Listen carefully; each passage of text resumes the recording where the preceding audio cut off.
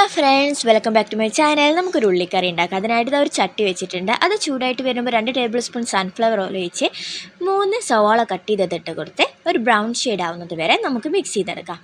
ഇതാ നന്നായി ബ്രൗൺ ഷെയ്ഡായി വരുമ്പോൾ നമുക്ക് ഇതിലേക്ക് 2 ടീസ്പൂൺ ഇഞ്ചി വെളുത്തുള്ളി പേസ്റ്റും ഒരു പച്ചമുളകും ചേർത്ത് ഒന്നുകൂടി ബ്രൗൺ ഷെയ്ഡ് ആവുന്നത് വരെ ഇളക്കാം. അതിനിടയിൽ ഒരു 1/2 ടീസ്പൂൺ പെരുംജീരകം കൂടി ഇട്ട് കൊടുക്കാം. ഇനി ഇതും കൂടി ഒന്ന് വഴണ്ട് വരുമ്പോൾ ഇതിലേക്കൊരു മീഡിയം സൈസ് വരുന്ന തക്കാളി കട്ട് ചെയ്തതും കൂടി ഇട്ട് കൊടുക്കാവുന്നതാണ്. ഇനി തക്കാളിയും ഉള്ളിയും എല്ലാം കൂടി ഒന്ന് വെന്ത് വരണം. അപ്പോൾ അതിനായിട്ട് ഒരു 5 മിനിറ്റും കൂടി നമുക്ക് ഇളക്കി കൊടുക്കാം. ഇനി ഇത് നന്നായിട്ട് മിക്സായി വന്നിട്ടുണ്ട്. ഇതിലേക്ക് വേണ്ട പൊടികൾ കൂടി നമുക്ക് ഇട്ട് കൊടുക്കാം. അതിനായിട്ട് ഒരു 1/2 ടീസ്പൂൺ മഞ്ഞൾപ്പൊടി,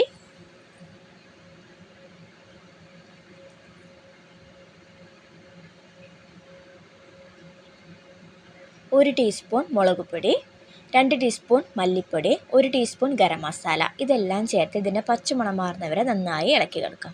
നമുക്ക് കറിക്ക് എത്രയാണോ വെള്ളം വേണ്ട ആ ക്വാണ്ടിറ്റിക്ക് അനുസരിച്ച് ചൂടായ വെള്ളം നമുക്ക് ഇതിലേക്ക് ഒഴിച്ചു കൊടുക്കാവുന്നതാണ്.